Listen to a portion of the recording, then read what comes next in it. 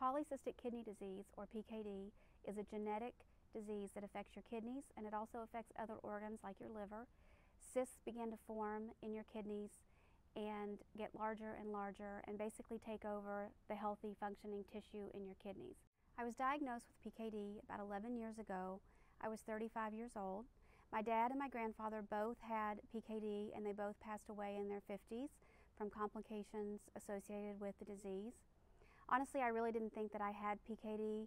I'd had a couple of reasons to possibly be diagnosed in the past, and they didn't find it. So I was reasonably sure that I didn't have PKD. So it was a pretty big shock to find out that I did.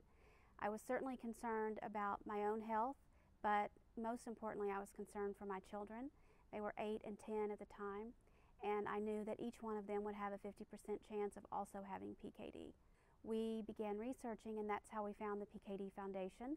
The PKD Foundation is headquartered here in Kansas City, and the information on their website and what we were able to find really was incredibly helpful to us as we were searching for answers and searching for doctors and searching for anything that could be helpful to us as we were learning to deal with having this disease.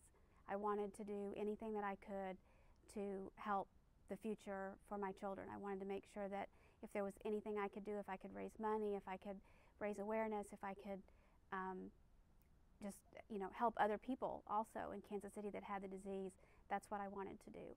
So I became a volunteer about 8 years ago. I'm the chapter coordinator for the Kansas City chapter of the PKD Foundation.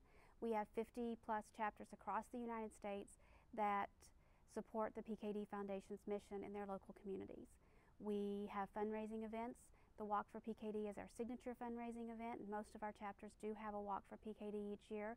We hold the walk in the fall. In Kansas City, ours is in September, and we typically have about 300 people that come out to our walk, and we've raised between $50,000 and $75,000 each year at our Walk for PKD.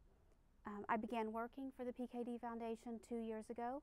I worked in the chapter services department for about 1.5 years, and currently I am working in the education department.